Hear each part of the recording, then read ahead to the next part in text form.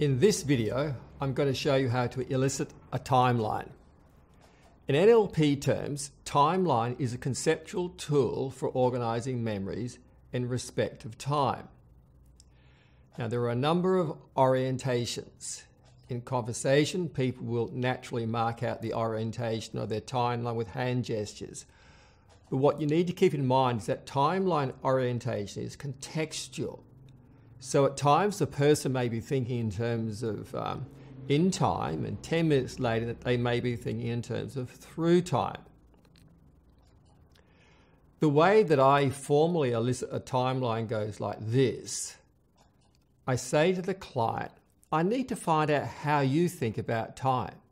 Everyone has a way to organize their memories in respect of time.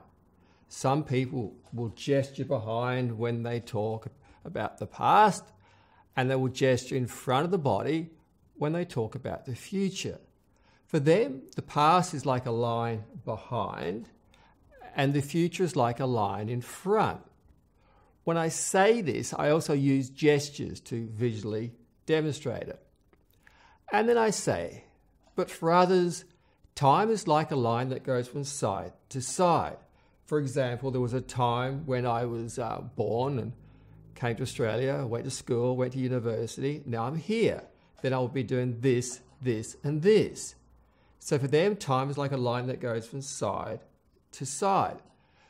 There are other orientations too, but what I would like you to do is to take one of your hands and to point to the past. Now, it's important to acknowledge whatever the client does. So if they point behind, I will say, so past is behind. And now take one of your hands and point to the future. And if they point in front, I will say, so future is in front. And point to now. And they will typically point to a space in front of the body.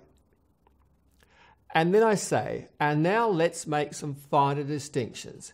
Point to 6 months ago. They will typically point just behind the body.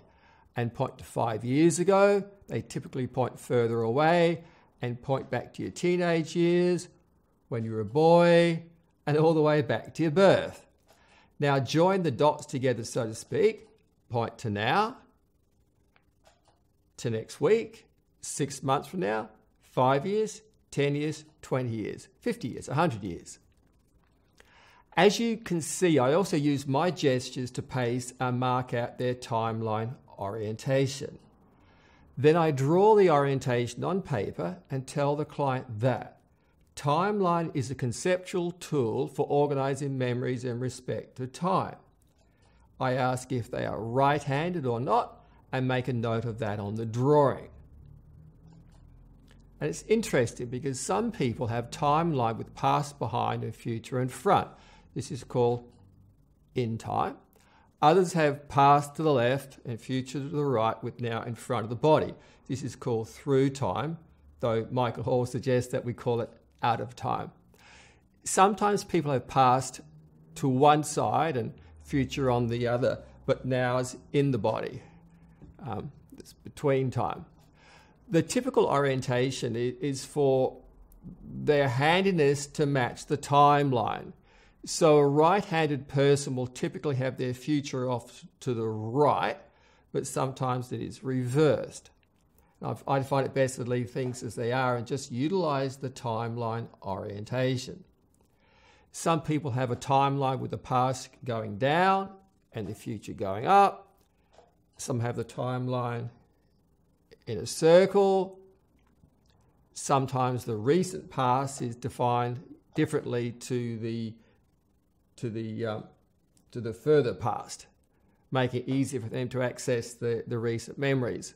So the recent past may go to one side, they go backwards behind them. Sometimes the future may be an upwards trend, so the future is looking up. Sometimes it may be on an angle to one side. So timeline orientation plays a part in how people think. Hence, it is a component of personality type. But rather than me telling you what the distinctions are, I would rather that you learn through observation. And I would also suggest that you keep in mind meta programs and values and the context.